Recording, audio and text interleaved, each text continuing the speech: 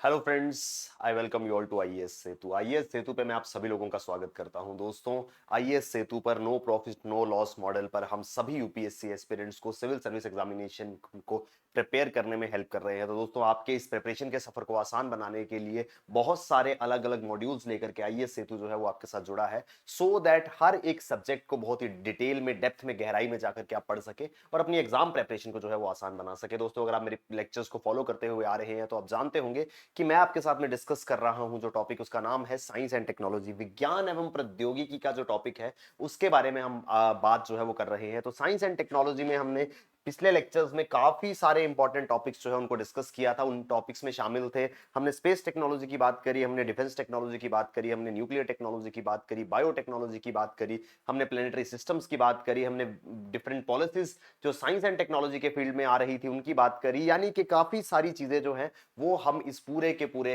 Module में जो है वो डिस्कस कर चुके हैं। आज का हमारा जो लेक्चर है वो रहने वाला है health and health related issues पर।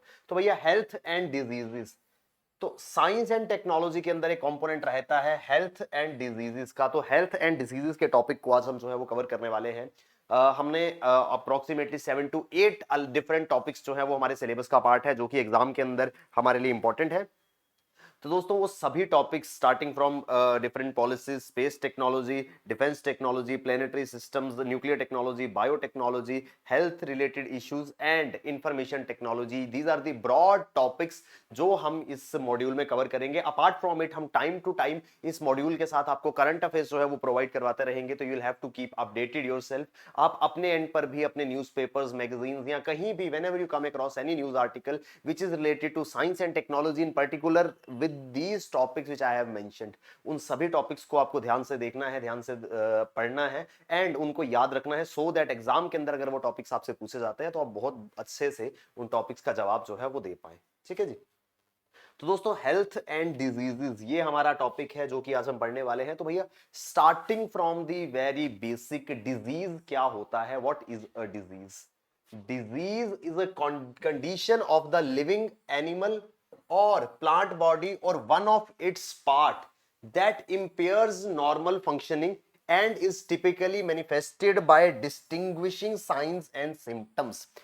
इसका अर्थ क्या है भैया? ये ऐसी स्थिति है जहां पर किसी भी लिविंग बीइंग, एनिमल या प्लांट का पूरा शरीर या उसके शरीर का एक हिस्सा, कोई पर्टिकुलर हिस्सा जो है वो नॉर्मल फंक्शनिंग करना बंद कर देता है या उसकी नॉर्मल फंक्शनिंग में कुछ प्रॉब्लम आ जाती है। और ये कैसे पता चलता है? It is typically manifested by, typically हमको कैसे पता चलता है कि भैया कोई इंसान के अंदर कोई डिजीज है? कुछ साइंस एंड सिम्टम्स जो है वो दिखना शुरू हो जाते हैं। भैया, ऐसा ही होता है ना, जब बीमार पड़ते हो क्या होता है भैया? किसी को जुकाम हो गया, कोल्ड हो गया। कोल्ड में क्या होता है? You got running nose, sore throat हो जाती है, फीवर होना शुरू हो जाता है। तो ये सब क्या है? Running nose, sore throat, fever, ये सब क्या है? These are the signs and symptoms of cold.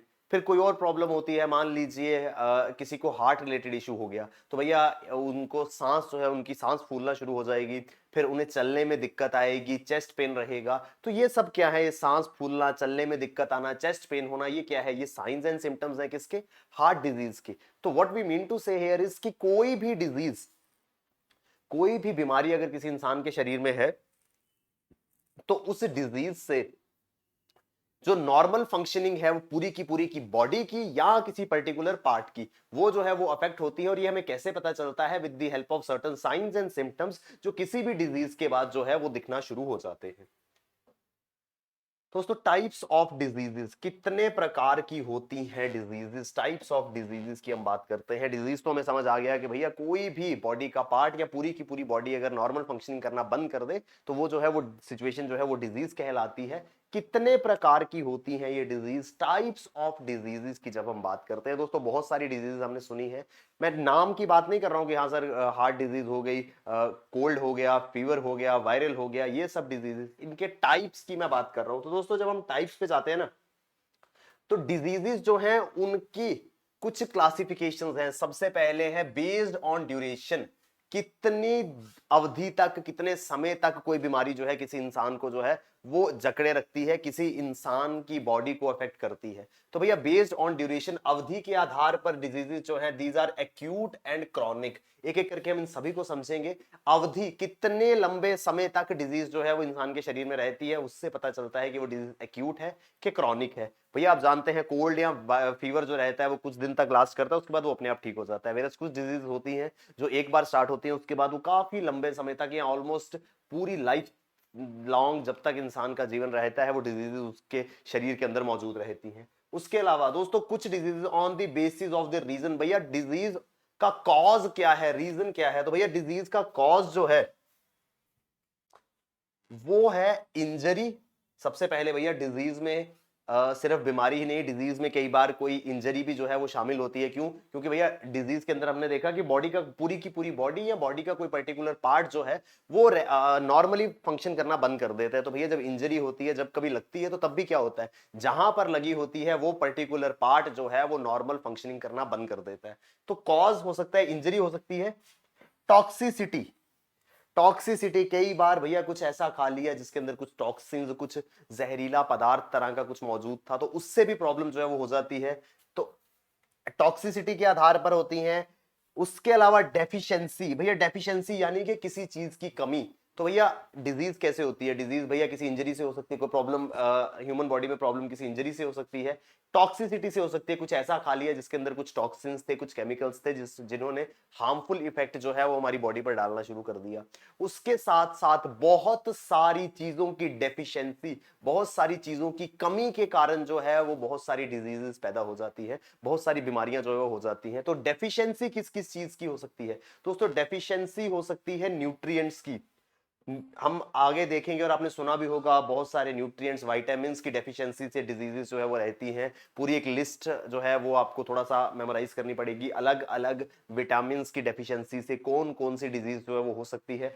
Sunlight की डेफिशिएंसी से, एयर की, वाटर की डेफिशिएंसी से, इवन रेस्ट, अगर हमारे शरीर को प्रॉपर रेस्ट ना मिले, फिर human body is not getting the sufficient rest it requires, that also becomes the cause of illness. बहुत सारे लोग जो है वो डिप्रेस सा फील करते हैं, स्ट्रेस सा फील करते हैं, लो एनर्जी उनको अपने शरीर में मौजूद जो है वो महसूस होती है। ये सब क्यों होता है? क्योंकि भैया उनके अंदर डेफिशिएंसी ऑफ रेस्ट है। तो डेफिशिएंसी, कमी किसी न्यूट्रिएंट की हो सकती है, कमी सनलाइट की हो सकती है, कमी पानी की हो सकती है, या कमी रेस्ट की भी हो सकती है। तो भैया किसी भी इंपॉर्टेंट कंपोनेंट की अगर डेफिशिएंसी होगी, अगर कमी होगी, तो वो हमारी बॉडी में डिजीज का एक कारण जो है वो बनेगा। देन डिजीजेस कुछ मीडियम से फैलती हैं, किसी सोर्स से, किसी स्रोत से बीमारी जो है वो फैलती है। कुछ होती है एयरबॉर्न डिजीजेस। एयरबॉर्न भैया हवा के माध्यम से, एग्जांपल कॉमन कोल्ड, जुकाम। कभी जुकाम आता है तो कहते हैं अपने मुंह को, फेस को कवर करके रखिए। छींकना है तो रुमाल पर छींकिए, ओपन आपने खांसना है तो मुंह के आगे हाथ रखिए। या फिर भैया कोरोना वायरस, कोरोना वायरस के दौर में सबने देखा कि क्या सभी लोगों को मास्क पहनने की जो है वो अनिवार्य कर दिया गया था, मास्क पहनने को कहा जा रहा था। क्यों? क्योंकि corona virus was one such disease which was airborne, हवा के थ्रू ट्रेवल करके एक आदमी के शरीर से निकल के with the medium of air it could reach to somebody else. तो एक की बॉडी से, एक के शरीर से निकल करके किसी दूसरे के शरीर में जा सकती थी हवा के माध्यम से, तो वो एयरबॉर्न डिजीज थी। वाटर बॉर्न डिजीज दोस्तों, पानी के द्वारा जो है वो डिजीज ट्रांसफर हो जाती है। पानी द्वारा कैसे हो सकती है भैया? कभी पानी पॉल्यूटेड हो गया, या फिर कोई व्यक्ति जो था वो बीमार था, वो जिस पानी का सेवन किया, अगर वही पानी किसी और ने पी लिया या उस पानी का सेवन कर लिया, तो वो डिजीजेस जो है वो उस व्यक्ति से दूसरे व्यक्ति में ट्रांसफर हो जाती है। Then we have sexually transmitted diseases. तो सेक्सुअली ट्रांसमिटेड डिजीजेस आप जानते हैं जिसमें HIV एड्स वगैरह शामिल है। तो क्या होता है कि ड्यूरिंग द इंटरकोर्स और ड्यूरिंग द सेक्सुअल ट्रांसमिशन, एक पार्टनर जो है वो दूसरे पार्टनर को जो है वो इन्फेक्ट कर सकता है with such type of diseases. These are called as STDs या sexually transmitted diseases. Then we have vectors. Vectors are actually the carriers. Carriers क्या होता है भैया? जो बीमारी को एक जगह से दूसरी जगह लेकर के जा सकता है। तो दोस्तों वेक्टर्स क्या होते हैं? आपने देखा होगा हाउस फ्लाई या कॉमन फ्लाई जिसे कहते हैं, मक्खी। तो मक्खी या fly is considered to be the most common carrier और most common vector for diseases. तो वो क्या करता है, वो एक जगह पर बैठती है, वहां से वो दूसरी जगह पे जाती है, तो वहां से कुछ डिजीज कैरिंग बैक्टीरिया या कुछ डिजीज्ड पार्टिकल्स वो एक जगह से दूसरी जगह लेकर के जाती है, तो इट बिकम्स वेक्टर और अ कैरियर फॉर अ डिजीज। इसके अलावा एनिमल्स और birds at times become the vectors for the diseases, example bird flu, swine flu. तो भैया इस तरह की बीमारियां जो हैं वो किसके कारण फैलती हैं? ये सारी बीमारियां जो हैं वो किसी बर्ड के, किसी इंसेक्ट के, किसी एनिमल के कारण फैलती हैं। तो इस वजह से these become the vector borne diseases, यानी कि इसमें मीडियम ऑफ ट्रांसमिशन क्या है, कैसे फैलती है ये बीमारी? With the help of certain carriers, certain vectors.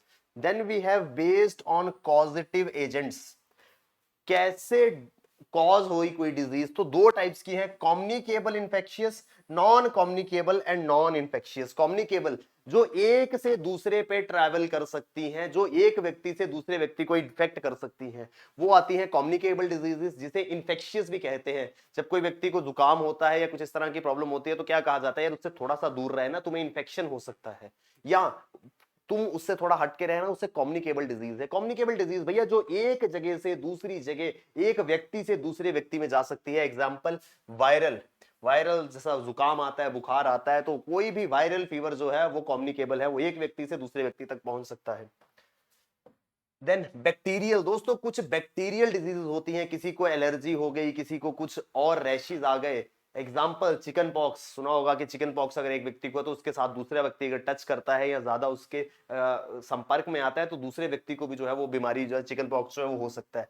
Fungal diseases, protozoan, parasitic worms, तो दोस्तों जहां पर भी बैक्टीरिया, फंगस या पैरासाइट्स की इन्वॉल्वमेंट रहती है वो सारी की सारी डिजीजेस जो है वो कम्युनिकेबल या इन्फेक्शियस होती है। क्यों? क्योंकि भैया अगर एक व्यक्ति के शरीर में बैक्टीरिया है तो उस व्यक्ति के शरीर से दूसरे व्यक्ति के शरीर में भी जा सकता है। Same goes for fungal infections, protozoan infections और इवन पैरासाइटिक इन्फेक्शंस। तो कोई भी ऐसा इन्फेक्शन, कोई भी ऐसी बीमारी जिसके लिए बैक्टीरिया, वायरल या फंगस या फिर प्रोटोजोन्स जो है वो रिस्पॉन्सिबल है, वो सारी की सारी हमारी कम्युनिकेबल या इन्फेक्शियस डिजीजेस होती है। Then we have non communicable और नॉन इन्फेक्शियस, जो डिजीजेस एक व्यक्ति से दूसरे व्यक्ति में ट्रांसफर नहीं हो सकती उन्हें कहा जाता है क्या? नॉन इन्फेक्शियस या नॉन कम्युनिकेबल डिजीजेस। तो नॉन इन्फेक्शियस या नॉन कम्युनिकेबल डिजीज कौन सी हुई भैया? ऐसी बीमारियां, ऐसी डिजीजेस जो नहीं फैल सकती एक व्यक्ति से दूसरे व्यक्ति में। एग्जांपल जेनेटिक डिसऑर्डर, किसी के अंदर कोई जेनेटिक डिसऑर्डर है, किसी को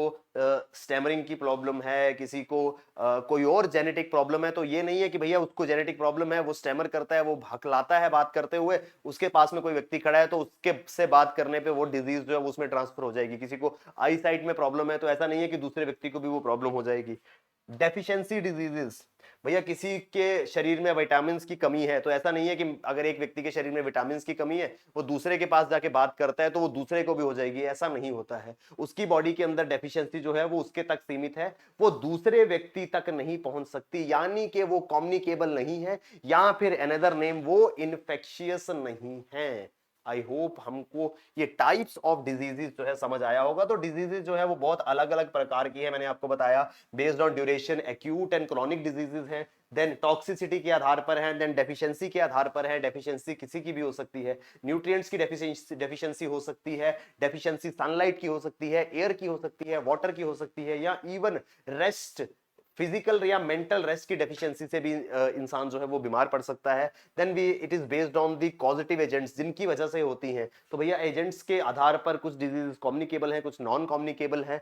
देन मीडियम, जिस माध्यम से ये बीमारी एक व्यक्ति से दूसरे तक ट्रांसफर होती है, उसके आधार पर इन्हें airborne diseases, waterborne diseases, sexually transmitted diseases और वेक्टर्स के थ्रू जो डिजीजेस जो है वो ट्रांसफर होती हैं। ये सारी अलग अलग टाइप्स की डिजीजेस जो है वो है। एक बार आप इनको दोबारा से देख लीजिए, I will just clear the board.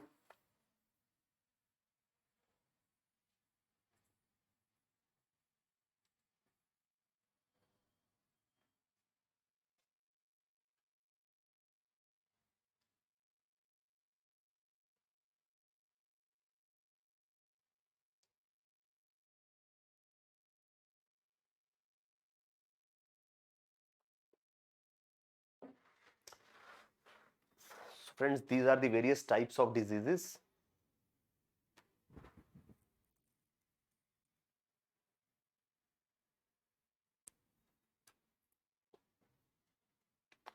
आगे बढ़ते हैं दोस्तों। हमने सबसे पहले बात करेंगे communicable and non communicable diseases की। What is this communicable and non communicable diseases, सबसे पहले हम इनकी बात करेंगे। तो भैया कम्युनिकेबल डिजीजेस क्या होती हैं? मैंने आपको बताया जो एक जगह से, एक व्यक्ति से दूसरे व्यक्ति तक ट्रांसफर हो सकती है वो कम्युनिकेबल डिजीजेस है। जो नहीं ट्रांसफर हो सकती है वो नॉन कम्युनिकेबल डिजीजेस है। कुछ की हमने यहाँ पर जो डिफरेंस है वो एक टेबल के थ्रू मैंने आपको समझाने की कोशिश करी है। तो लेट्स फर्स्ट सी, सबसे पहले है किन बेसिस पर हम इनका डिफरेंस जो है वो देख रहे हैं कम्युनिकेबल और नॉन कम्युनिकेबल का। तो इसका मीनिंग क्या होगा, कॉजेज क्या होंगे, इन्फेक्टिंग एजेंट्स क्या होंगे और एग्जाम्पल क्या होगा, उसकी हम बात करते हैं।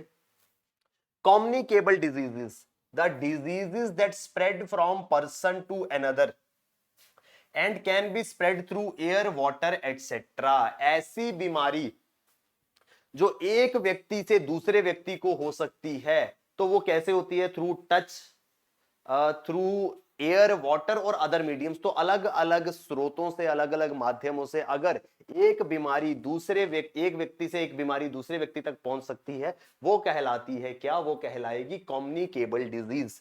सेकंड इसका बेसिस है कॉजेज। भैया कॉजेज क्या होते हैं? Caused by pathogens and considered as highly infectious and vectors play the major role in spreading the disease from one person to another. तो भैया जी ये कुछ पैथोजेंस से जो है वो कॉज होती है, और वेक्टर्स जिनकी हमने बात करी थी, वेक्टर्स मैंने आपको बताया बैक्टीरिया, फंगाई, प्रोटोजोन, पैरासाइट्स, ये जो है ये सब वेक्टर्स हैं, ये सब कैरियर्स हैं। तो ये सब जो है ये कैरी करते हैं डिजीज को एक जगह से दूसरी जगह, एक व्यक्ति से दूसरे व्यक्ति तक। और कौन सी डिजीज को कैरी कर पाएंगे? जो कम्युनिकेबल होगी, जो कैरी हो सकती है, जो एक व्यक्ति से निकल करके दूसरे व्यक्ति को इन्फेक्ट कर सकती है, वो सारी डिजीजेस को जो है ये वेक्टर जो है वो कैरी करेंगे। इन्फेक्टिंग एजेंट्स कौन से होते हैं? Bacteria, virus etcetera. बैक्टीरिया या वायरस जैसी जो मीडियम्स हैं या कैरियर्स जो है वो इन्फेक्ट करते हैं। तो अगर किसी को बैक्टीरियन डिजीज है या कोई वायरल डिजीज है जो वायरस से होती है, तो वो सारी की सारी डिजीजेस जो है वो कम्युनिकेबल है, वो एक व्यक्ति से दूसरे व्यक्ति तक फैल सकती है और दूसरे व्यक्ति को जो है वो इन्फेक्ट कर सकती है। एग्जाम्पल देखते हैं भैया, हम किसका एग्जाम्पल हम देखेंगे कम्युनिकेबल डिजीजेस का। दोस्तों ट्यूबरक्लोसिस, टीबी। टीबी खांसने, किसी टीबी से पीड़ित व्यक्ति के पास ज्यादा पास जाने से मना किया जाता है। क्यों? उनके खांसने से जो ट्यूबरक्लोसिस है वो फैल सकता है, क्योंकि वो एक एयरबॉर्न डिजीज है, वो हवा के माध्यम से फैल सकता है, वाटरबॉर्न डिजीज है, पानी के टच से फैल सकता है। AIDS, acquired immune deficiency syndrome, ये सेक्सुअली ट्रांसमिटेड डिजीज है। तो सेक्सुअल ट्रांसमिशन जो है उसके थ्रू या सेक्सुअल इंटरकोर्स के थ्रू जो है ये डिजीज जो है वो फैल सकती है। तो ये भी एक कम्युनिकेबल डिजीज है। Cholera, malaria and corona. अभी recently we have been struggling with corona virus COVID. तो भैया corona has been the most recent example of communicable diseases you have seen. You were advised or you were directed to wear the mask. Wearing of mask was made mandatory. Anybody found roaming without the mask was penalized. Why? Because the biggest source through which this coronavirus or any other communicable disease may spread is through the airborne medium. हवा के माध्यम से कोविड-19 या corona virus से ग्रस्त व्यक्ति अगर हवा में खांस देता है तो उसके शरीर से निकले हुए पार्टिकल्स किसी दूसरे व्यक्ति के शरीर के अंदर जा सकते हैं और वहां पर जाकर के उस व्यक्ति को इन्फेक्ट जो है वो कर सकते हैं। तो दोस्तों ये कुछ एग्जांपल्स थी हमारी कम्युनिकेबल डिजीजेस की। कम्युनिकेबल डिजीज का कुछ बेसिस था। यहां पर हम अभी कंपेयर करते हैं नॉन कम्युनिकेबल डिजीजेस को इन्हीं सभी पैरामीटर्स के ऊपर। तो भैया जी सबसे पहले मीनिंग, मतलब क्या था कम्युनिकेबल डिजीजेस का, वो हमने देख लिया। नॉन कम्युनिकेबल डिजीज का क्या मीनिंग था? The disease which does not spread from one person to another through any mode. ऐसी डिजीज जो किसी भी माध्यम से एक व्यक्ति से दूसरे व्यक्ति में नहीं जा सकती। तो भैया जी ये डिजीजेस जो है ये हर व्यक्ति के शरीर के हिसाब से है। ऐसा नहीं है कि अगर कोई व्यक्ति को अगर नॉन कम्युनिकेबल डिजीज है तो उसके आप जितना मर्जी पास बैठिए, उससे बात कीजिए, कुछ भी होगा, वो डिजीज दूसरे व्यक्ति तक ट्रेवल नहीं करेगी। क्यों? क्योंकि वो नॉन कम्युनिकेबल डिजीज है। भैया ये डिजीजेस होती कैसे है? नॉन कम्युनिकेबल डिजीज का कॉजेज क्या है? Caused due to allergy, illness, mal nutrition और abnormalities in cell proliferation, changes in lifestyle, environment play a significant role. भैया ये किसी एलर्जी के कारण हो सकती है। किसी को किसी पर्टिकुलर चीज से एलर्जी हो गई, मान लीजिए किसी व्यक्ति को जो है वो डस्ट से एलर्जी है, तो ऐसा नहीं है कि अगर एक व्यक्ति को डस्ट से एलर्जी है तो आप उसके साथ जाके बैठेंगे तो आपको भी डस्ट एलर्जी हो जाएगी, ऐसा नहीं होगा। माल न्यूट्रिशन, भैया जी पौष्टिक तत्व पूरे नहीं मिल पाते, कुपोषण जिसे कहते हैं, कुपोषण के कारण हो सकती है। Abnormalities in cell proliferation, basic unit हमने बायोटेक्नोलॉजी में भी सेल की बात करी थी, तो हमने देखा था कि ह्यूमन का या किसी भी लिविंग ऑर्गेनिज्म का सबसे बेसिक फंडामेंटल यूनिट क्या है, एक सेल। तो सेल प्रोलिफरेशन में सेल्स की बढ़ोतरी में अगर कोई प्रॉब्लम आ जाती है, प्रॉपर तरीके से सेल्स जो है वो ग्रो नहीं कर पाते, या जितने नंबर ऑफ सेल्स होने चाहिए उतने नहीं हो पाते, उससे जो है वो कोई डिजीज पैदा हो सकती है, तो वो नॉन कम्युनिकेबल होगी। Then environment play a significant role. भैया पर्यावरण में आपने देखा होगा बहुत सारी एनवायरमेंटल चेंजेस के कारण डिजीजेस हो रही हैं, प्लस चेंजेस इन लाइफस्टाइल, बहुत सारी ऐसी डिजीजेस हैं जो कि हमारे लाइफस्टाइल, हमारी जीवन शैली के बदलाव के कारण हो रही हैं। एग्जांपल ओबेसिटी, ठीक है जी। उसके अलावा एसिडिटी, ये वो चीजें हैं, हार्ट रिलेटेड डिजीजेस। अपने पूर्वजों को, अपने जो हमारे एंसेस्टर्स थे, उनको कभी भी इस तरह की कोई ओबेसिटी हो गई, कोई एसिडिटी होगी, ऐसी डिजीजेस नहीं होती थी। घर में अगर बुजुर्ग हैं, बड़े हैं, दादा हैं, दादी हैं, उनसे पूछिएगा कि क्या जब वो छोटे थे तो ऐसा ओबेसिटी, एसिडिटी जैसी प्रॉब्लम्स होती थी? नहीं होती थी। लेकिन आज दोस्तों एसिडिटी, ओबेसिटी ये बहुत कॉमन प्रॉब्लम्स हो गई हैं। बहुत सारे लोग जो हैं वो रोज सुबह एसिडिटी के लिए दवाई जो है वो लेते हैं। क्यों? क्योंकि भैया जी ये हमारा लाइफस्टाइल जो है वो बदल रहा है। हम लोगों की फिजिकल एक्टिविटी बिल्कुल कम हो गई है, हम लोगों की फूड हैबिट जो है वो पूरी तरह से बदल चुकी है, जिस वजह से ये नॉन कम्युनिकेबल डिजीजेस जो है वो जो है वो अलग अलग इंसानों में आ रही हैं। लेकिन ये नॉन कम्युनिकेबल डिजीजेस एक व्यक्ति से दूसरे व्यक्ति तक नहीं पहुंच सकती। ऐसा नहीं है कि भैया आप अपने दोस्त से मिलने गए, दोस्त को कॉल किया, भाई कहाँ है, उसने बोला यार मेरी तबीयत सही नहीं है, तो आपने कहा हमने तो घूमने जाने का प्लान बनाया था, तो उसने बोला कि नहीं यार मेरी तबीयत सही नहीं है, मुझे आज एसिडिटी हो गई है, तो तू ऐसा कर, तू मेरे घर पे आ जा। आप बोलोगे अरे पागल है, तेरे घर आऊंगा मैं, तुझे एसिडिटी है, मुझे भी हो गई तो फिर वो आपके ऊपर हंसेगा कि भाई एसिडिटी कम्युनिकेबल नहीं होती है, एसिडिटी है, वायरस नहीं है, जुकाम नहीं है कि तुझे भी हो जाएगा। तो एसिडिटी की एग्जांपल भैया क्या है? Non communicable disease. No infectious agent, यहां हमने पढ़ा था इन्फेक्टिंग एजेंट्स। कौन इन्फेक्ट करता है? तो भैया बैक्टीरिया और वायरस जो है वो इन्फेक्ट करता था। कम्युनिकेबल डिजीजेस में बैक्टीरिया और वायरस जो है वो एक बॉडी से दूसरी बॉडी में ट्रेवल करता था। लेकिन क्योंकि ये इन्फेक्शन नहीं करती है, ये ट्रेवल ही नहीं करती है, तो इसको किसी भी इन्फेक्शियस एजेंट की जरूरत नहीं होती है। Example cancer, rickets, diabetes, heart disease etcetera. कभी सुना है कि भैया यार उस व्यक्ति को कैंसर था, एक दोस्त उसका उससे मिलने गया, उसको भी हो गया। उस व्यक्ति को डायबिटीज है, उसके साथ एक उसका दोस्त रहता था, हमेशा साथ रहते थे, उसको भी हो गया। ऐसा नहीं होता। क्यों? क्योंकि भैया ये सारी की सारी नॉन कम्युनिकेबल डिजीजेज है, ये नहीं ट्रेवल करती हैं एक व्यक्ति से दूसरे व्यक्ति तक। तो दोस्तों ये एक कंपैरिजन था। अभी और कुछ पैरामीटर्स पर हम कंपेयर करने वाले हैं कम्युनिकेबल और नॉन कम्युनिकेबल डिजीजेस को। एक बार देख लीजिए। आई होप आपको ये सारी की सारी चीजें जो है वो क्लियर हो गई होंगी। बहुत ही आसान सरल भाषा में चीजों को आपको समझाने की कोशिश जो है मैं कर रहा हूं।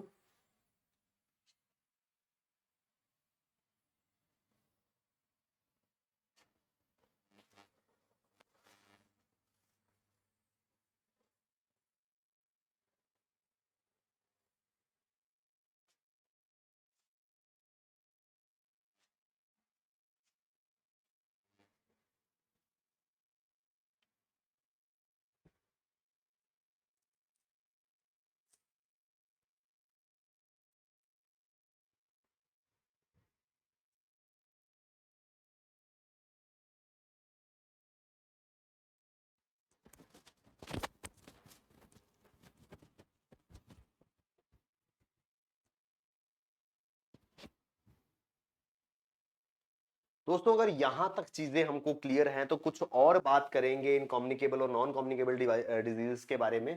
तो भैया जी बेसिस, इनहेरिटेंस, ट्रीटमेंट, टाइप और प्रिकॉशंस। इनहेरिटेंस कैसे, क्या ये पीढ़ी दर पीढ़ी ये बीमारियां जो हैं क्या वो ट्रेवल कर सकती हैं? तो हम देखेंगे कौन सी डिजीजेस जो हैं वो इनहेरिटेड होती हैं और कौन सी नॉन इनहेरिटेड हो सकती हैं। तो इनहेरिटेंस दोस्तों जितनी भी कम्युनिकेबल डिजीजेस हैं, these diseases can not be inherited from one generation to another. ध्यान रखिएगा, लिविंग जब इंसान जिंदा है तो भैया उससे दूसरे इंसान में जा सकती है, लेकिन उस इंसान की अगली जनरेशन में इनहेरिट नहीं हो सकती। वन ऑन वन बेसिस पर जो है वो ये ट्रेवल कर सकती हैं, लेकिन जनरेशंस टू जनरेशंस ट्रेवल नहीं कर सकती है। कौन सी? Communicable disease. अगर किसी व्यक्ति को जुकाम था, किसी व्यक्ति को बुखार था, या मान लीजिए किसी की डेथ कोरोना वायरस से हो गई, तो ऐसा नहीं है कि अगर उनको कोरोना वायरस था तो उनकी आने वाली जनरेशंस को भी कोरोना वायरस होगा। क्यों? क्योंकि even though corona virus is communicable disease, it is not inherited. So always remember, no communicable disease will be inherited. तो कोई भी कम्युनिकेबल डिजीज जो है वो कभी भी पीढ़ी दर पीढ़ी जो है वो नहीं चलेगी। Whereas this is not the case in non communicable diseases. ये डिजीजेस जो है, these diseases can be inherited. Non communicable disease one on one basis पर तो नहीं ट्रेवल करती, लेकिन जनरेशन टू जनरेशन, पीढ़ी दर पीढ़ी जरूर ट्रेवल करती है ये नॉन कम्युनिकेबल डिजीजेस। एग्जांपल भैया, डायबिटीज। डायबिटीज, अगर किसी व्यक्ति को डायबिटीज है, किसी व्यक्ति को शुगर लेवल जो है उसका हाई रहता है, तो अगर आप उसके पास जाकर के बैठेंगे तो ऐसा नहीं है कि आपका भी शुगर लेवल हाई हो जाएगा, लेकिन उस व्यक्ति का अगर डायबिटीज से वो ग्रस्त है, उसका शुगर लेवल हाई है, तो काफी हाई प्रोबेबिलिटी है कि उसकी आने वाली जनरेशंस भी जो है वो इस शुगर से, इस डायबिटीज की प्रॉब्लम से जो है वो ग्रस्त हो सकती है। यानी कि नॉन कम्युनिकेबल डिजीजेस जो हैं they can be inherited. Treatment भैया, ट्रीटमेंट क्या है? जो कम्युनिकेबल डिजीज होती हैं उनका ट्रीटमेंट, उनका इलाज जो है वो कन्वेंशनल पारंपरिक मेथड से हो जाता है भैया। मेडिसिन लेकर के, स्टीम लेकर के अगर जुकाम वगैरह ठीक हो जाता है, तो इस तरीके से कन्वेंशनल मेथड से जो है वो ये कम्युनिकेबल डिजीज जो है वो ट्रीट हो जाती है। वेयर एज जो नॉन कम्युनिकेबल डिजीजेस है, मोस्ट ऑफ द केसेस में उनके लिए सर्जिकल प्रोसीजर जो है वो अपनाने पड़ते हैं। एग्जांपल के तौर पर भैया, हार्ट रिलेटेड डिजीजेस जो है, हार्ट के अंदर ब्लॉकेज है, किसी के हार्ट के आर्टरीज जो है वो ब्लॉक्ड है, तो भैया जी ऐसी सिचुएशन में वो नॉन कम्युनिकेबल डिजीजेस है। ऐसा नहीं है कि उसकी आर्टरीज ब्लॉक है, कोई जाकर के उसके पास बैठेगा, उससे बात करेगा तो उसकी भी आर्टरीज ब्लॉक हो जाएंगी, ऐसा नहीं होगा। लेकिन जो नॉन कम्युनिकेबल डिजीज है उसका treatment most of the cases में सर्जरी या ऑपरेशन के थ्रू ही हो पाता है। So these diseases are treated through surgeries only, whereas the non communicable diseases can be treated by conventional methods also. Now here comes the term. दोस्तों इसकी type क्या है कम्युनिकेबल डिजीजेस और नॉन कम्युनिकेबल की? जो communicable diseases होती हैं वो एक्यूट डिजीजेस हैं। मैंने आपको बताया था ड्यूरेशन के हिसाब से एक्यूट होती हैं और क्रॉनिक होती हैं। एक्यूट डिजीजेस कौन सी होती हैं? जो एकदम से डेवलप हो जाती हैं। Acute diseases are the one which develop quickly, और क्विकली ही वो ठीक भी हो जाती है। एग्जांपल भैया, सबसे कॉमन एग्जांपल है कॉमन कोल्ड की, इसीलिए उसको कॉमन कोल्ड भी कहा जाता है। भैया कॉमन कोल्ड क्या होता है? कभी भी रेंडमली आप कुछ बाहर से थोड़ा सा मौसम बदल रहा था, कुछ सर्दी वर्दी में कुछ स्टार्ट हो रही थी, आप आइसक्रीम खा करके आगे घर आके देखेंगे या नेक्स्ट मॉर्निंग देखेंगे आपको जुकाम हो गया होगा। तो आउट ऑफ नोवेयर कल शाम तक आप ठीक थे, रात को सो करके उठे तो देखा आपको जुकाम हो गया। तो बहुत जल्दी इस तरह की डिजीज जो है वो आपको ग्रिप करती है और थोड़े समय बाद अपने आप ही वो डिजीज जो है वो ठीक भी हो जाती है। तो यानी कि ये कम्युनिकेबल डिजीजेस जो है वो एक्यूट है, क्विकली डेवलप होती है और क्विकली ठीक भी हो जाती है। उसके साथ में नॉन कम्युनिकेबल डिजीजेस जो है दे आर क्रॉनिक। क्रॉनिक है, क्यों क्रॉनिक है? क्योंकि भैया ये धीरे धीरे डेवलप करती हैं और लॉन्ग पीरियड तक चलती हैं। ऐसा नहीं है कि किसी को कल आपने किसी की डायबिटीज लेवल चेक करवाया तो बिल्कुल नॉर्मल था, आज करवाया तो एकदम से बढ़ गया। ग्रेजुअली वो प्रॉब्लम जो है वो बढ़ती है। सेम गोज फॉर कि कल किसी का हार्ट बिल्कुल हेल्दी था, आज आपने उसकी ईसीजी करवाई तो भैया हार्ट के अंदर ब्लॉकेज आ गई। ऐसा नहीं था, ओवरनाइट नहीं होता है। ग्रेजुअली ये प्रॉब्लम जो है, कौन सी? जो नॉन कम्युनिकेबल डिजीजेज हैं वो ग्रेजुअली डेवलप करती हैं, और ग्रेजुअली डेवलप करते करते ये लंबे समय तक जो है वो शरीर के अंदर मौजूद रहती हैं। ठीक है जी, आई होप हमको इनहेरिटेंस, ट्रीटमेंट और टाइप समझ में आ गई होगी डिजीज की। Then we have precautions. तो भैया कम्युनिकेबल और नॉन कम्युनिकेबल के केसेस में हमको अलग अलग प्रिकॉशंस जो है वो लेने होते हैं। वो क्या है? Precautions in terms of communicable diseases, wear mask wherever needed. जहां भी जरूरत हो सबसे पहले तो मास्क पहनना चाहिए। भैया कोविड-19 कोरोना वायरस में हमने देखा है, कोरोना हो कोई भी कम्युनिकेबल डिजीज अगर किसी भी इंसान के शरीर में है तो उसे कहा जाता है अपना फेस कवर करके रखे, मास्क पहने, wash your hands every time. हर बार अपने हाथ, बार बार अपने हाथ जो है वो धोएं। Avoid sharing one's belongings. भैया एक दूसरे की चीजों को शेयर करना जो है वो अवॉइड करें। Stay away from the person who is infected with any disease. कोई भी व्यक्ति अगर किसी कम्युनिकेबल डिजीज से ग्रस्त है, किसी कम्युनिकेबल डिजीज से अफेक्टेड है, उससे दूर रहा जाए। ये किस केस में कहा जाता है? कहा जाता है कम्युनिकेबल डिजीजेस के केस में। Then we have non communicable diseases. Non communicable diseases के केस में प्रिकॉशंस क्या हैं? Should go for regular body checkups. भैया नॉन कम्युनिकेबल डिजीजेस जैसे मैंने आपको बताया कि ऐसा नहीं है कि एकदम से ओवरनाइट डेवलप हो जाएंगी, ग्रेजुअली डेवलप करती हैं। तो अगर कोई व्यक्ति रेगुलर बॉडी चेकअप्स करवाता है तो बड़ी हाई प्रोबेबिलिटी है कि उस प्रॉब्लम के, उस डिजीज के डेवलप होने से प्रॉपर पहले ही हमें पता चल जाएगा और हम उसके लिए उसका ट्रीटमेंट जो है वो करवा पाएंगे। Maintain proper diet. Proper diet जो है वो लेनी होगी। डूइंग एक्सरसाइज डेली, हर रोज व्यायाम, हर रोज शारीरिक कसरत जो है वो करनी होगी। Take proper sleep and rest. तो भैया जी इसके लिए एक और भी है कि भैया अपना प्रॉपर नींद जो है वो पूरी करें, प्रॉपर रेस्ट लें, उससे भी जो है ये डिजीजेस जो हैं वो ठीक हो सकती है। कैसे? तो दोस्तों ये डिफरेंस है कम्युनिकेबल और नॉन कम्युनिकेबल में। आई होप ये पूरा का पूरा टेबल जो हमने लास्ट स्लाइड में देखा और इस स्लाइड में, ये सारे के सारे पॉइंट्स जो है ये आपको समझ में आए होंगे और आप इनको अच्छे से याद जो है वो रख पाएंगे। ये बेसिक डिफरेंसेस हैं कम्युनिकेबल और नॉन कम्युनिकेबल डिजीजेस के बीच में। एक बार मैं इसको डिलीट कर देता हूं सो दैट आप अच्छे से इसको देख पाएं।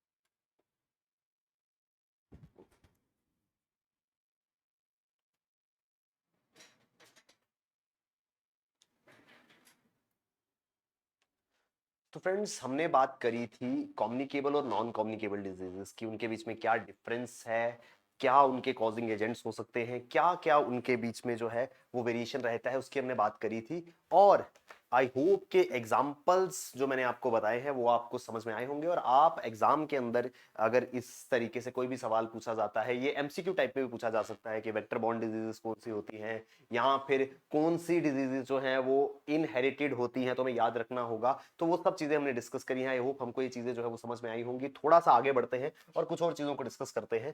अब हम बात करेंगे एक्यूट एंड क्रॉनिक डिजीजेस की। थोड़ा सा ओवरव्यू मैंने आपको एक्यूट और क्रॉनिक डिजीज का दे दिया था, अभी हम इनके बारे में डिटेल में, डेप्थ में जो है वो बात करेंगे। तो दोस्तों एक्यूट और क्रॉनिक डिजीज, अगेन इस टेबल की मदद से हम जो हैं वो इसको समझने की कोशिश करेंगे। हम कुछ बेसिस के ऊपर, कुछ पैरामीटर्स के ऊपर इसको समझेंगे। डेफिनेशन, अपीयरेंस और symptoms, duration, nature of pain, examples. तो भैया जी सबसे पहले तो definition, a disease with a rapid onset or a short course। a disease with rapid onset and or a short course, इसका क्या मतलब हुआ? किसकी बात हो रही है भैया? बात हो रही है एक्यूट डिजीजेस की। तो डिजीज विद रैपिड ऑनसेट यानी एकदम से डिजीज आती है, ठीक है जी, और शॉर्ट कोर्स के लिए रुकती है। तो भैया लॉन्ग कोर्स भी हो सकता है, इसलिए उसने लिखा है एकदम से आएगी एंड शॉर्ट कोर्स की है और शॉर्ट कोर्स की है। तो भैया जी यानी कि एकदम से बीमारी हुई, कुछ समय तक वो रुकी और उसके बाद वो अपने आप ठीक हो गई। ये कौन सी थी? ये केस था एक्यूट डिजीजेस का, एक्यूट इलनेस का। अपीयरेंस ऑफ सिम्टम्स, भैया जब डिजीज एकदम से आ रही है तो अपीयरेंस ऑफ सिम्टम्स भी जो है वो सडन होंगे। मैंने आपको एग्जांपल दिया था कॉमन कोल्ड का, जुकाम का। शाम तक सब सही था, आपने शाम को डिनर करा, डिनर के बाद आपका मन हुआ कुछ अच्छा मीठा खाने का, आपने अपनी बाइक ली और आप घर से निकल गए। बाहर जाकर के आपने मजे से खाई आइसक्रीम, आइसक्रीम तो खाई लेकिन मौसम अभी जो है वो हल्की हल्की सर्दी का था, सर्दी जा रही थी, पूरी तरीके से गर्मी अभी नहीं आई थी। तो आपने क्या किया? आप पहले बाइक लेकर के गए, वो भी ठंड, थोड़ा सा ठंडा मौसम था तो आपको थोड़ी सी ठंड उसमें भी लगी, फिर आपने आइसक्रीम खाई, फिर आप बाइक लेकर के वापस आए, आपने अपना अच्छे से एंजॉय किया, उसके बाद आप सो गए। जब आप सुबह उठते हैं आप देखते हैं कि यार आपको जुकाम हो रखा है, रनिंग नोज है, खांसी हो रही है, सर भारी भारी सा है, फीवर फीवर लग रहा है। तो एकदम से ओवरनाइट जो है वो सडन अपीयरेंस ऑफ सिम्टम्स हो जाता है, रैपिड ऑनसेट ऑफ डिजीज होता है। एकदम से कभी भी ये प्रॉब्लम आ जाएगी और सडन सिम्टम्स जो है वो दिखना शुरू हो जाएंगे। किस केस में? एक्यूट डिजीजेस के केस में। ड्यूरेशन कितनी रहती है भैया एक्यूट डिजीजेस की?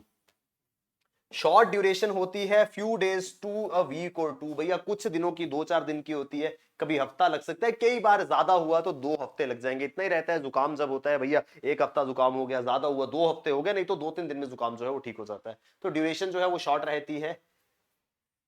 नेचर ऑफ पेन, भैया क्या प्रॉब्लम रहती है, पेन कैसी होती है, start suddenly as a reaction to injury और समथिंग एल्स।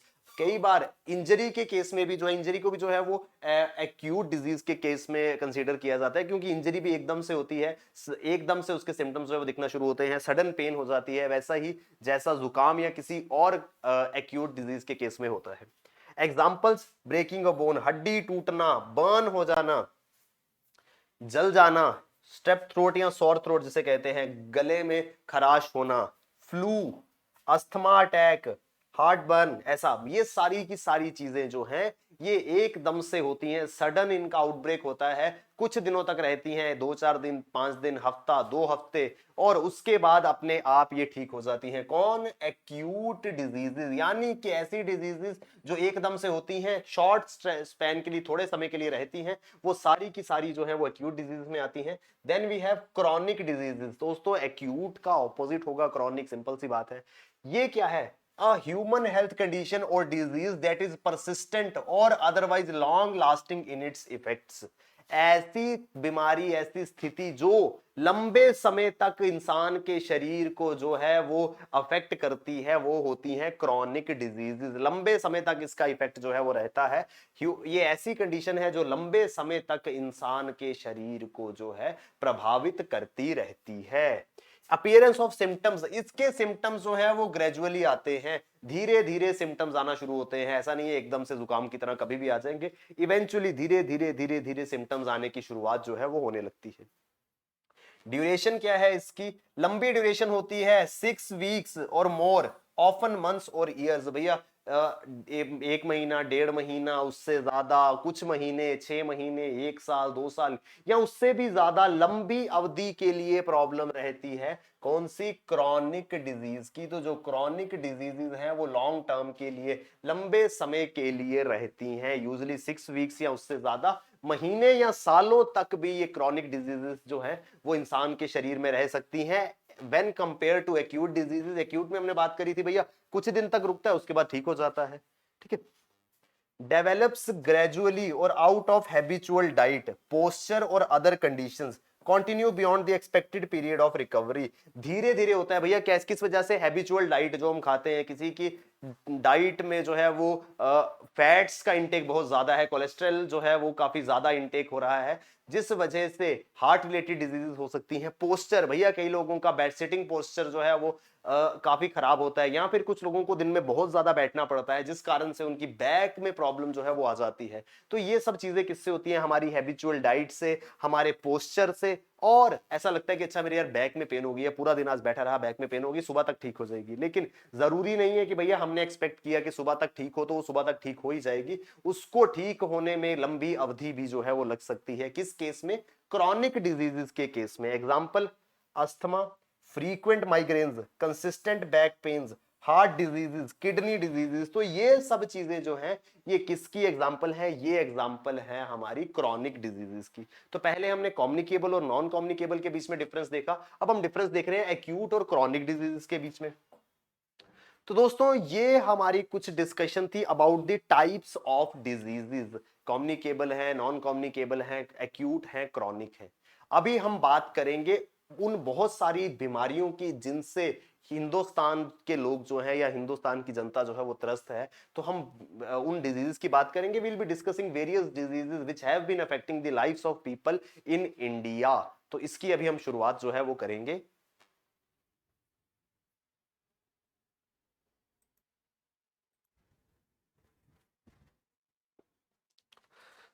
तो स्टूडेंट्स अब हम बात करेंगे उन डिजीजेस की जिनसे हिंदुस्तान की जनता जो है वो त्रस्त है, या फिर जिन्होंने इंडियन पॉपुलेशन को जो है अफेक्ट करा है। तो अलग अलग डिजीजेस की हम लोग यहाँ पर बात करेंगे, देखेंगे उनके सिम्टम्स क्या हैं, उनके सॉल्यूशंस क्या हैं। दोस्तों एक डिजीज जिसका नाम है फिलैरिसिस,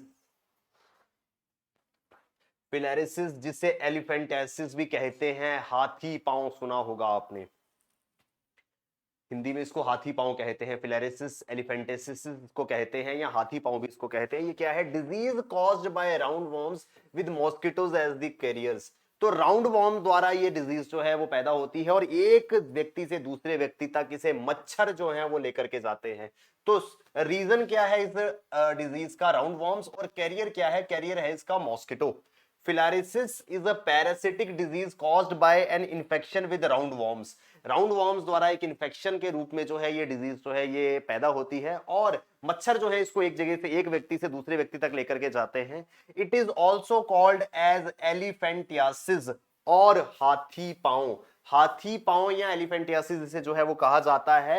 हिंदुस्तान के अंदर एक कैंपेन भी जो है वो लॉन्च किया गया था इस एलिफेंटियासिस के विरुद्ध लड़ने के लिए, जिसका नाम था हाथी पांव मुक्त भारत, filariasis free India for preventive medication. हाथी पांव या एलिफेंटियासिस या फिलेरिसिस नहीं हो लोगों को, उससे बचाने के लिए, उससे प्रिवेंट करने के लिए मेडिसिन जो है वो लोगों को दी जाती थी। प्रिवेंटिव मेडिकेशन के लिए एक मिशन जो है वो लॉन्च किया गया था जिसका नाम था हाथी पांव मुक्त Bharat. The national health policy had aimed at eliminating filariasis by 2015। तो जो हमारी नेशनल हेल्थ पॉलिसी थी उसने कहा था कि 2015 तक हम हाथी पांव को पूरी तरीके से एलिमिनेट जो है वो हिंदुस्तान से कर देंगे। बाद में इसकी डेडलाइन को बढ़ा करके 2017 कर दिया गया और अब इसकी डेडलाइन जो है वो 2021 में शिफ्ट कर दी गई है कि 2021 तक एलिफेंटियासिस फिलेरिसिस या हाथी पांव जो है उससे हिंदुस्तान पूरे तरीके से मुक्त जो है वो हो जाएगा। दोस्तों कुछ ऐसा सा दिखता है ये एलिफेंटियासिस या हाथी पांव। क्या हो रहा है भैया? ये नॉर्मल इंसान का पांव है, ठीक है जी। ये दूसरा पांव जो है वो इस इन्फेक्शन के कारण इतना ऐसे बड़ा सा हो गया है, इस वजह से इसको नाम ऐसे बड़ा सा ह्यूज फुट, हाथी के जैसा पांव हो जाना, इस वजह से ये कहलाता है क्या? एलिफेंटियासिस या हाथी पांव। किसका नाम है ये? फिलेरिसिस का। तो एक ऐसी प्रॉब्लम जिससे काफी ज्यादा परेशान है इंडिया में पॉपुलेशन, वो है ये फिलेरिसिस की। इसके रोकथाम के लिए सरकार द्वारा जो नेशनल हेल्थ पॉलिसी है उसके अंदर एक मिशन जो है वो लॉन्च किया गया था जो कहता था हाथी पांव मुक्त भारत, जिसके अंदर 2015 तक इस हाथी पांव की प्रॉब्लम को बिल्कुल एलिमिनेट करने की बात करी गई थी। बाद में इसकी डेडलाइन जो है वो बढ़ा करके 2017 की कर दी गई और अब इसकी डेडलाइन जो है वो 2021 की हो चुकी है। Then we have malaria. भैया मलेरिया तो आप जानते ही हैं, मच्छरों द्वारा caused. Malaria is caused by plasmodium protozoa. तो भैया जी प्लाज्मोडियम प्रोटोजोआ जो है उससे मलेरिया होता है और मलेरिया जो है वो फैलता किससे है? And is most commonly transmitted by infected female anopheles mosquito. ध्यान रखना है दोस्तों, एग्जाम में इस तरह के क्वेश्चन से हमें कंफ्यूज किया जाएगा। फिलेरिसिस भी जो है वो राउंड वॉर्म से होता है, पैरासिटिक प्रॉब्लम है, राउंड वॉर्म से होता है, और वैसे ही यहां पर मलेरिया जो है वो प्लाज्मोडियम प्रोटोजोआ से होता है। प्रोटोजोइक प्रॉब्लम ये है, प्रोटोजोआ से, प्लाज्मोडियम प्रोटोजोआ से ये होता है और फैलता है ये मॉस्किटो से। कौन से मॉस्किटो से? एनोफेलिस मॉस्किटो। फीमेल मॉस्किटो जो है वो मलेरिया का कैरियर बनती है। एग्जाम के अंदर पूछा जाएगा कि मलेरिया इज कॉज्ड बाय, दोनों ऑप्शंस होंगे, एनोफेलिस मॉस्किटो और प्लाज्मोडियम प्रोटोजोआ। याद रखना है भैया प्लाज्मोडियम प्रोटोजोआ से ये होता है, फीमेल मॉस्किटो से ये फैलता है। तो हमें ध्यान रखना होगा भैया सवाल क्या पूछा है, होता कैसे है या फैलता कैसे है। The mosquito bite introduces the parasite from the mosquito saliva into person's blood। तो भैया जी क्या होगा? पहले ये प्लाज्मोडियम प्रोटोजोआ जो है वो ट्रांसफर होगा मच्छर के अंदर। किसी भी व्यक्ति के अंदर प्लाज्मोडियम प्रोटोजोआ जो है वो मौजूद था, उसको मच्छर ने काटा, वो मच्छर के अंदर ट्रांसफर हो गया। जब वो मच्छर किसी दूसरे व्यक्ति को जाकर के काटेगा तो यही प्रोटोजोआ जो है वो ट्रांसमिट हो जाएगा, ये पैरासाइट जो है वो दूसरे व्यक्ति की बॉडी में इंट्रोड्यूस हो जाएगा। The parasite travels to liver where they mature and reproduce. तो भैया जैसे ही ये पैरासाइट जो है ये दूसरे व्यक्ति के शरीर में जाएगा, ये उसके शरीर से होता हुआ उसके लिवर तक पहुंच जाएगा और उसके लिवर में पहुंच करके ये मैच्योर होगा और रिप्रोड्यूस करेगा, यानी खुद को रेप्लिकेट जो है वो करना शुरू हो जाएगा। कौन? Plasmodium protozoa. इससे क्या प्रॉब्लम होती है? इससे बीमारी होती है मलेरिया की। तो मलेरिया के पीछे क्या रीजन है? मलेरिया होता है पैरासाइट प्लाज्मोडियम प्रोटोजोआ से और फैलता है फीमेल मॉस्किटो एनोफेलिस से। दोस्तों इसके साथ मलेरिया की हमने बात करी तो भैया बहुत सारी ऐसी डिजीजेज हैं जो मच्छरों द्वारा फैलती हैं, और मच्छरों की अलग अलग वेराइटीज हैं भैया। ऐसा है कि ऐसा सिर्फ हमको देखने में एक मच्छर दिखता है, वैसा नहीं है, बहुत सारे अलग अलग टाइप के मच्छर जो हैं वो मौजूद हैं। तो कौन से मच्छर से कौन सी प्रॉब्लम होती है, ये एग्जाम के अंदर बहुत बार पूछा जाता है, इसीलिए दोस्तों उसके बारे में थोड़ी सी बात करेंगे। सबसे पहले आता है एडीज मॉस्किटो। तो हम यहां बात करेंगे quick reference for the diseases transmitted by mosquitoes, मच्छर द्वारा एक व्यक्ति से दूसरे व्यक्ति में की जाने वाली बीमारियों की यहां बात करते हैं। एडिस मॉस्किटो, इससे क्या होता है, chikungunya, dengue fever, lymphatic filariasis, rift valley fever, yellow fever, Zika. भैया याद रखना है, चिकनगुनिया हो, डेंगू फीवर हो, लिम्फेटिक फिलेरिसिस हो, रिफ्ट वैली फीवर हो, येलो फीवर हो, जीका वायरस हो, ये सारे के सारे फैलते हैं एडीज मॉस्किटो से। फिर आता है एनोफेलिस, जिसकी हमने अभी बात करी, मलेरिया और लिम्फेटिक फिलेरिसिस। ये लिम्फेटिक फिलेरिसिस हाथी पांव जिसकी हमने अभी बात करी थी, एलिफेंटेसिस, ये एडिस मॉस्किटो से भी हो सकता है, ये एनोफेलिस से भी हो सकता है। Then we have culex, culex is another type of mosquito. तो क्यूलेक्स मॉस्किटो से होता है Japanese encephalitis, lymphatic filariasis and West Nile fever. तो culex is another form of, another type of mosquito, एक और प्रकार का मच्छर होता है ये। इससे क्या होता है, इससे जापानीज एंसेफेलाइटिस होता है, लिम्फेटिक फिलेरिसिस होता है और वेस्ट नाइल फीवर होता है। दोस्तों याद रखना है, ये जो हमारा लिम्फेटिक फिलेरिसिस, जिसे हाथी पांव एलिफेंटियासिस भी कहते हैं, ये किसी भी प्रकार के मच्छर से हो सकता है। हमने देखा तीन टाइप्स ऑफ मॉस्किटोज हमने यहां पर देखे थे। तीन टाइप्स ऑफ मॉस्किटोज कौन से थे, एडीज, एनोफेलिस और क्यूलेक्स। तो ये तीनों टाइप के मच्छर जो हैं, ये एलिफेंटियासिस जो है वो कर सकते हैं। तो दोस्तों इस तरह का सवाल जो है वो एग्जाम के अंदर कभी पूछा जा सकता है कि कौन सा मच्छर जो है वो किस डिजीज के लिए रिस्पॉन्सिबल है। तो हमें याद रखना है, एडीज मच्छर से होता है chikungunya, dengue, lymphatic filariasis, rift valley, yellow fever, Zika. Anopheles से होता है मलेरिया और लिम्फेटिक फिलेरिसिस, और क्यूलेक्स से होता है जापानीज एंसेफेलाइटिस, लिम्फेटिक फिलेरिसिस और वेस्ट नाइल फीवर। दोस्तों ये तो बात थी उन बीमारियों की जो मच्छर के द्वारा होती थी। एक और प्रॉब्लम जो है वो इंडिया के अंदर मौजूद है, वो है डायबिटीज की, शुगर जिसे कहते हैं। तो भैया ये डायबिटीज क्या है, व्हाट इज दिस डायबिटिक्स। बहुत सारे लोग जो हैं आपके आसपास डायबिटिक्स से ग्रस्त होंगे, वो डायबिटीज की दवाई भी लेते हैं, अपनी डाइट को जो है वो डायबिटिक डाइट के रूप में जो है वो लेते हैं। तो diabetes is a non communicable disease, हमने बात कर ली थी, that occurs either when the pancreas does not produce enough insulin. Insulin क्या होता है दोस्तों, एक ऐसा hormone that regulates blood sugar और ग्लूकोज।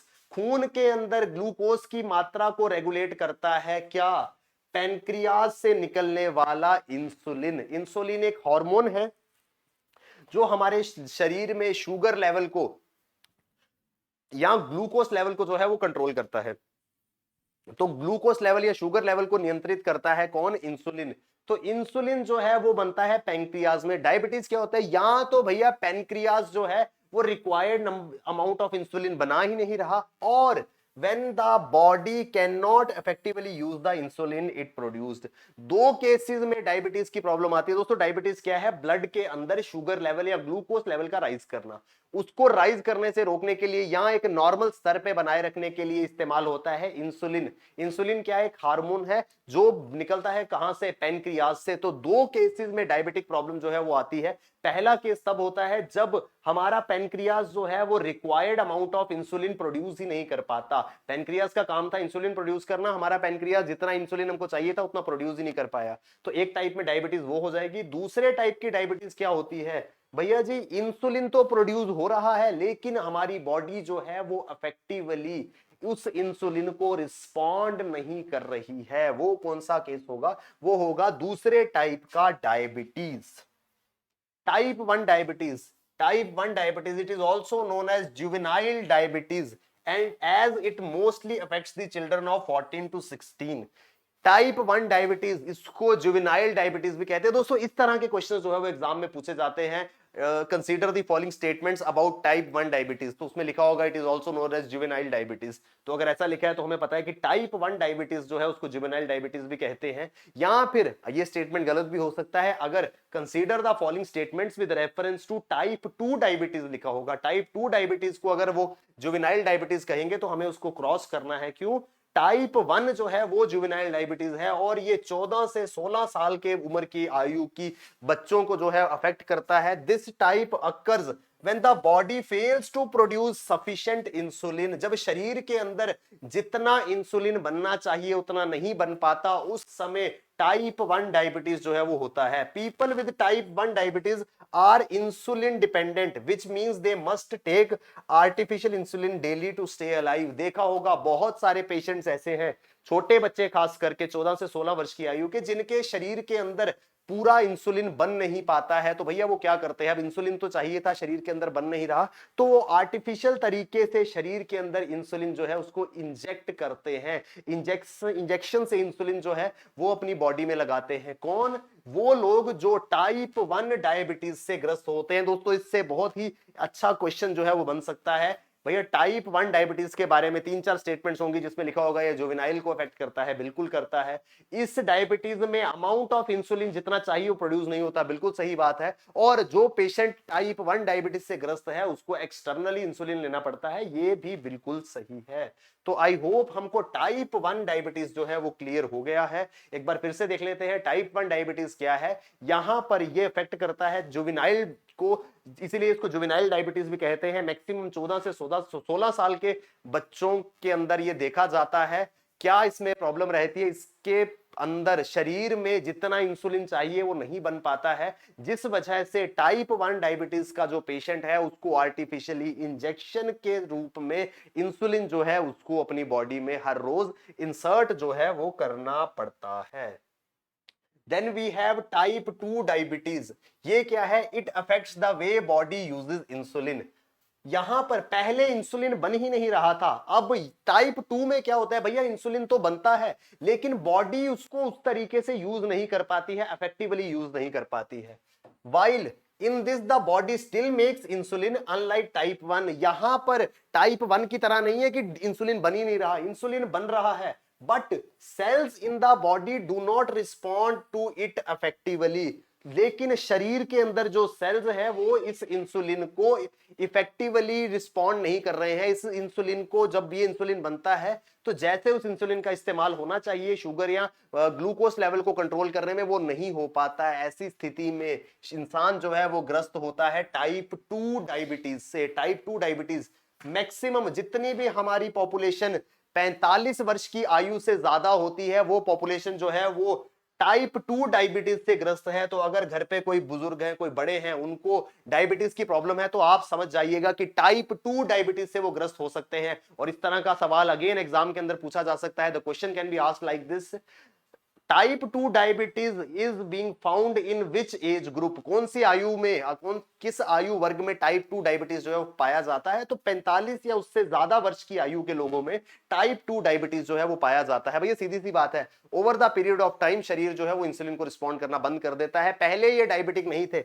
ग्रेजुअली ये डायबिटिक हो गए। क्यों? इनके शरीर ने जो है वो इंसुलिन को रिस्पॉन्ड करना बंद कर दिया। वेयर एज टाइप 1 डायबिटीज में इंसुलिन बना ही नहीं, तो जब बना ही नहीं तो वो छोटे बच्चे में बचपन से प्रॉब्लम जो है वो आ सकती है। This is most common type of diabetes and it has strong links with obesity. भैया ओबेसिटी के साथ टाइप 2 डायबिटीज का बहुत ही करीबी रिश्ता है। तो अगर कोई ओबीज है, कोई ओबेसिटी से ग्रस्त है, तो काफी हाई प्रोबेबिलिटी होगी कि उसको टाइप 2 डायबिटीज जो है वो होगा। देन दोस्तों एक और डायबिटिक का टाइप है which is known as gestational diabetes. ये डायबिटीज जो है this type occurs in women during pregnancy when the body sometimes become less sensitive to insulin. तो भैया क्या होता है कि जब प्रेगनेंसी का समय आता है, जब एक महिला जो है वो एक नवजात शिशु को जन्म देने वाली होती है, एक शिशु को, एक बच्चे को जन्म देने वाली होती है, तो कुछ महिलाओं में ऐसी अकरेंस जो है वो देखने को मिली है कि भैया जी उनका शरीर जो है वो इंसुलिन को प्रॉपर रिस्पॉन्ड नहीं कर पाता। जब वो इंसुलिन को प्रॉपर रिस्पॉन्ड नहीं कर पाता, उस वजह से उनके शरीर के अंदर जो है वो गेस्टेशनल डायबिटीज जो है उसकी प्रॉब्लम देखने को मिलती है। Gestational diabetes does not occur in all women and usually resolve after giving birth. ऐसा नहीं है कि सभी महिलाएं जो भी एक शिशु को जन्म दे रही हैं उनको गेस्टेशनल डायबिटीज होगा, जरूरी नहीं है। अगर किसी को होता भी है तो जब वो बच्चे को जन्म दे देती है उसके बाद चीजें सामान्य हो जाती हैं। मुख्य रूप में टाइप 1 और टाइप 2 डायबिटीज हैं। हाउएवर 3 प्रकार की डायबिटीज हैं। टाइप 1 में क्या होता है, टाइप 1 में इंसुलिन बनता ही नहीं है, इसीलिए आर्टिफिशियली इंसुलिन लेना पड़ता है। टाइप 2 में क्या होता है, टाइप 2 में भैया इंसुलिन बनता तो है लेकिन हमारी बॉडी जो है उस इंसुलिन को अच्छे से रिस्पॉन्ड नहीं कर पाती है। और टाइप 3 में, या जिसको गेस्टेशनल डायबिटीज भी कहते हैं, ये महिलाओं में देखा जाता है जब वो एक बच्चे को जन्म देने वाली होती हैं। कुछ महिलाएं जो हैं प्रेगनेंसी के टाइम पे उनकी बॉडी जो है वो इंसुलिन को रिस्पॉन्ड करना बंद कर देती है और ये थोड़े समय तक रहता है। जब वो चाइल्ड को बर्थ दे देती है उसके बाद ये डायबिटीज जो है ये खत्म हो जाता है और उनकी जीवन जो है वो बिल्कुल पहले जैसा सामान्य जो है वो हो जाता है। डायबिटीज से प्रभाव क्या पड़ते हैं? Diabetes affect 5 major organs, kidneys, heart, blood vessels, nervous system and eyes. तो भैया जी आंखों पे प्रभाव पड़ता है। आपने देखा होगा किसी व्यक्ति के अंदर अगर डायबिटीज काफी ज्यादा हो जाती है तो उसको आंखों से दिखना बंद हो जाता है। नर्वस सिस्टम पर प्रभाव पड़ता है, ब्लड वेसल्स पर पड़ता है, किडनी पर पड़ता है, हार्ट पर पड़ता है। अगर व्यक्ति डायबिटिक है तो उसके ये बॉडी पार्ट्स जो हैं इन पर प्रभाव पड़ता है। The factors responsible for increase in diabetes are unhealthy diet, lack of physical activity, harmful use of alcohol, overweight, obesity, tobacco etcetera. तो किस वजह से डायबिटीज जो है वो इस देश में बढ़ता जा रहा है, उसके बहुत सारे रीजंस हैं जिसमें शामिल है अनहेल्दी फूड, भैया कुछ भी खाए जा रहे हैं, जो मिला उठा के खा लिया है जी। लैक ऑफ फिजिकल एक्टिविटी, किसी तरह की फिजिकल एक्टिविटी है ही नहीं। हार्मफुल यूज ऑफ अल्कोहल, दारू पीते रहना, शराब जब मिले पी लेनी है, बहुत सारे लोग ऐसा करते हैं। ओवरवेट, एक्सरसाइज नहीं करनी है, पेट बढ़ते जा रहे हैं, ये इतने बड़े बड़े पेट हो गए हैं। मजाक में कई लोग कहते हैं भाई मैं बाद में आता हूं मेरा पेट पहले आ जाता है। ये सब क्यों है भैया? ये सारी की सारी लैक ऑफ फिजिकल एक्टिविटी के कारण है। पूरा दिन बैठे रहते हैं, कंप्यूटर पे काम करते रहेंगे, सुबह ऑफिस में आके बैठेंगे, शाम को निकलेंगे, तो भैया फिर जब आप नहीं निकलेंगे तो फिर पेट को निकलना पड़ेगा। तो इस वजह से ओबेसिटी के कारण डायबिटीज जो है उसको जो है वो ज्यादा प्रेवलेंट हो गई है आज के दौर में। दोस्तों अब बात करते हैं इंडिया एंड हेल्थ की। दोस्तों इसके अलावा बहुत सारी डिजीजेज हैं जो कि टाइम टाइम पर हमारे न्यूज़पेपर्स में आती रहती है। अभी कोविड 19 की बात हो रही है तो कोविड 19 को हम अपने करंट अफेयर्स में कवर करेंगे। कोविड 19 कैसे हुआ, क्या इसका सोर्स रहा, उसकी वैक्सीन की हम बात करेंगे जब हम करंट का पार्ट जो है वो डिस्कस करेंगे। अभी हम बात करते हैं इंडिया एंड हेल्थ। तो हिंदुस्तान के अंदर हेल्थ जो है उसको बनाए रखने के लिए, हिंदुस्तान के अंदर जो हेल्थ लोगों की है उसको बनाए रखने के लिए हम क्या क्या कदम जो है वो उठा रहे हैं उसकी अभी हम नेक्स्ट में बात करेंगे। ठीक है जी।